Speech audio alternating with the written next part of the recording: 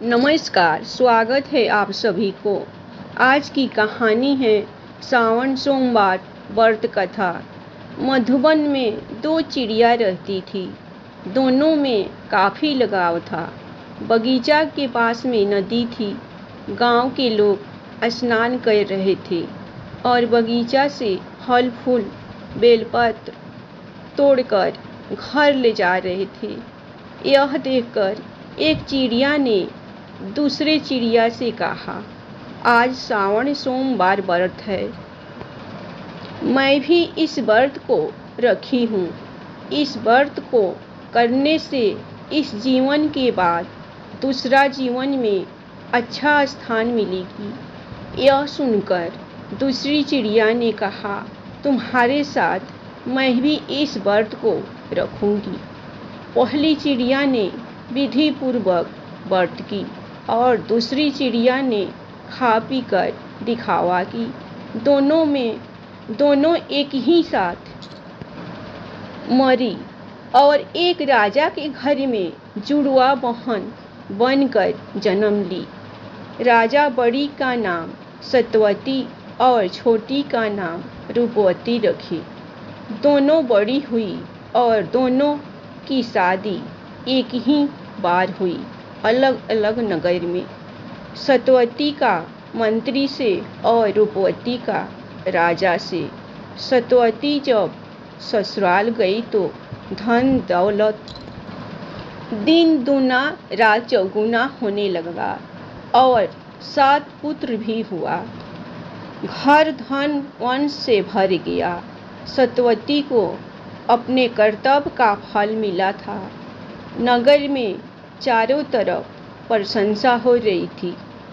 उधर रूपवती को कोई औलाद नहीं हुआ और दिन पर दिन अंधेरा होते जा रहा था। नगर में दुखियाली की ही चर्चा हो रही थी। रूपवती को भी अपना कर्तव्य का फल मिला था। अब रूपवती को इधर अपनी बहन की प्रशंसा सुनकर तथा 7 पुत्रों को देखकर ईर्ष्या तथा जलन होने लगी। उसने एक कूटनीतिक सोचा और सावन के सोमवार को अपनी मंत्री को बहन के घर भेजा और कहा, बहन से जाकर कह दो वे अपने 7 पुत्रों को आने दे। राज दरबार में पूजा पाठ और भोज है। 7 पुत्रों आएगा तो खेले कूदेगा और भोज खाएगा। मंत्री जाकर कहा, सोमवार का दिन था। सत्यवती भी व्रत रखी थी। बच्चे अपनी माँ को छोड़कर मौसी के घर जाना नहीं चाहते थे। फिर भी समझा बुझाकर भेजा। मौसी को कोई औलाद नहीं है। नहीं जाओगे तो मौसी को तकलीफ लगेगी।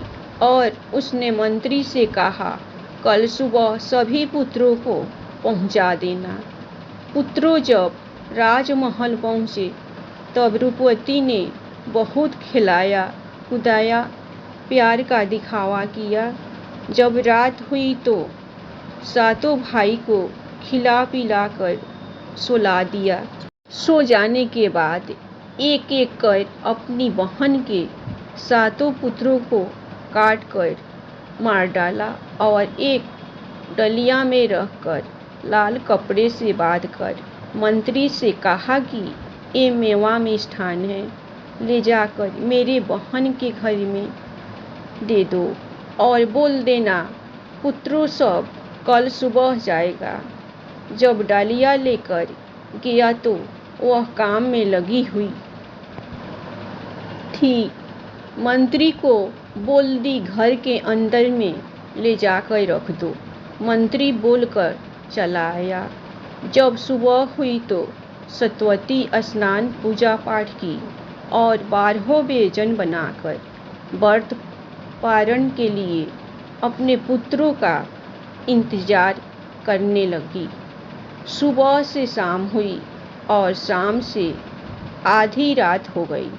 यह देखकर पार्वती जी बहुत दुखी हुई और शंकर जी से आग्रह करने लगी, स्वामी, दुनिया का सभी लोग अन्न जल ग्रहण कर लिया, ये बेचारी तो पुत्रों के वियोग में डूब गया, जबकि इसने किसी का कुछ बिगाड़ा भी नहीं है। तब शंकर जी को भी बहुत दया आया, क्योंकि सतवती नाम और रूप गुण तीनों में सतवती थी। शंकर जी ने उसके 7 पुत्रों को जीवित किए। तब सतवती ने खुशी खुशी व्रत का पारण किया। तब शंकर जी और पार्वती जी ने सदा सुहागन और धन दौलत वंश से भरा सुखमय जीवन का वरदान दिए और रूपवती को दुखमय जीवन का वरदान दिए। हर हर महादेव।